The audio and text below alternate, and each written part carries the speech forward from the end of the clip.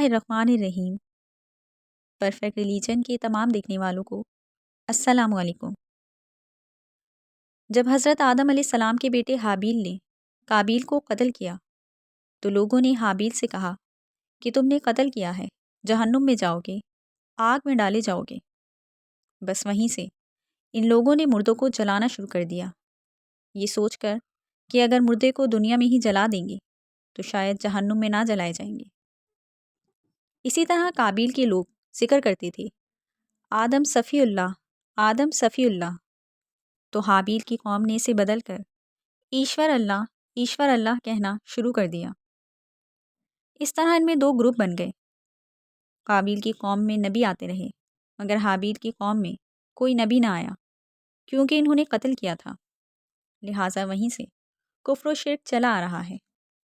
اور جب سے حضرت ابراہیم علیہ السلام تک خانہ کعبہ پر اسی قوم کی حکومت رہی، اسی لیے حضرت ابراہیم علیہ السلام سے پہلے خانہ کعبہ میں 360 بت رکھے ہوئے تھے۔ اسی طرح حضرت نوح علیہ السلام کی قوم نے بھی ان کے گزرنے کے بعد اپنے معتبر بزرگوں کے مجسمے بنا کر ان سے مانگنا شروع کر دیا، اس یقین کے ساتھ کہ اللہ نے ان بزرگوں کو اختیارات دیے تھے تو وہی اختیارات ان کے بتوں کو بھی حاصل ہیں۔ لہٰذا ہندو بھی یہی عقیدہ رکھتے ہیں کہ دنیا کو چلانے والا تو ایک ہے مگر وہ اس کے ساتھ شرک کرتے ہیں اور عظیم ہستیوں کے مجسمے بنا کر ان کی پوجا کرتے ہیں۔ اللہ تعالیٰ نے حضرت آدم علیہ السلام سے لے کر حضرت محمد مصطفیٰ صلی اللہ علیہ وآلہ وسلم تک دنیا میں 1,24,000 انبیاء کا نزول فرمایا، جن کے ماننے والے مختلف مذاہب کی صورت میں آج دنیا میں موجود ہیں۔ انہی میں ایک مذہب ہندو مت ہے جو یہ دعویٰ کرتا ہے کہ ان کا ہندو مت درہم دنیا کا قدیم ترین مذہب ہے، اور ان کے مطابق ہندوستان کی سرزمین پر کبھی کسی بھی نبی کو نہیں بھیجا گیا۔ ان کے مطابق ان کی کتاب وداس میں کسی پیغمبر کا کوئی ذکر نہیں، لیکن حقیقت یہ نہیں ہے۔ اگر ان پر کوئی نبی نہیں بھیجا گیا تو ان کی کتاب میں حضرت محمد صلی اللہ علیہ وآلہ وسلم کا ذکر کیوں موجود ہے، اور حضرت نوح علیہ السلام اور ان کی کشتی کا ذکر کیوں بیان کیا گیا ہے؟ اس کے علاوہ حضرت عیسیٰ علیہ السلام کے دوبارہ نزول کا ذکر بھی ان کی کتاب میں موجود ہے، یہاں تک کہ اسی کتاب میں ایک اللہ کی عبادت کا حکم بھی ہے۔ اور اگر ان کی کتابیں واقعی کسی نبی پر نازل ہوئی ہیں تو وہ کون سے نبی ہیں؟ ہندو پنڈتوں کے مطابق ہندو مت دنیا کا قدیم ترین مذہب ہے۔ بے شک دنیا میں کفر و شرک کی ابتدا اسی وقت سے ہو گئی تھی جب حابیل نے قابیل کو قتل کیا تھا اور کفر و شرک میں مبتلا ہو گیا تھا، اور پھر اس کے بعد بھی تمام انبیاء کے دور میں لوگ بتوں، پتھروں اور آگ کو پوجتے آئے ہیں، لیکن وہ یہ نہیں جانتے کہ کفر و شرک کا تعلق کسی مذہب سے نہیں ہے بلکہ گمراہیت سے ہے۔ ہندو اسکالرز کا یہ دعویٰ ہے کہ ہندوستان کا اصل مذہب ہندو مت ہے، جبکہ اسلام کو تو ابھی صرف 1400 سال ہی گزرے ہیں، اس لیے اسلام کا ہندوستان سے کوئی تعلق نہیں۔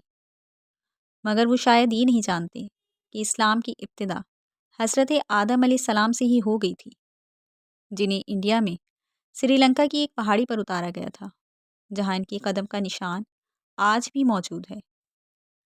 جبکہ لفظ آدم بھی ہندو زبان سنسکرت کا ایک لفظ ہے جس کا سنسکرت میں مطلب ہے پہلا، شروعاتی یا اوریجنل، اور ہندو چاہتے ہوئے بھی اس بات سے انکار نہیں کر سکتے کیونکہ ان کی اپنی ہی کتاب رگویتا اور بھوش پرانا میں حضرت آدم علیہ السلام کی تخلیق، فرشتوں کا انہیں سجدہ کرنا، اماں حوا کی تخلیق، شیطان کا ان دونوں کو بہکانا اور پھر زمین پر انہیں اتارنے کا واضح طور پر ذکر موجود ہے، اور یہی باتیں قرآن شریف اور انجیل میں بھی واضح موجود ہیں۔ اگر ان تینوں بڑی کتابوں میں ایک ہی بات لکھی ہے تو انہیں لکھنے والا بھی کوئی ایک ہی ہو سکتا ہے جو ایک خدا کی طرف ہی اشارہ کرتا ہے۔ دراصل ہندو نام کا کوئی مذہب تاریخ میں موجود ہی نہیں، نہ ہی ہندو مذہب اور نہ کسی اور آسمانی کتاب میں ان کا ذکر ہے۔ ہندو اصل میں سناتن دھرم کے نام سے تاریخ میں موجود ہے، جس کا مطلب ہے مذہب پر قائم رہنے والا۔ تاریخی حوالوں سے پتہ چلتا ہے کہ ہندوؤں کی مقدس کتاب وداس کسی اور پر نہیں بلکہ حضرت نوح علیہ السلام پر نازل ہوئی تھی۔ ان کی کشتی سے لے کر سیلاب کا سارا واقعہ ویدوں میں تفصیل سے بیان کیا ہوا ہے۔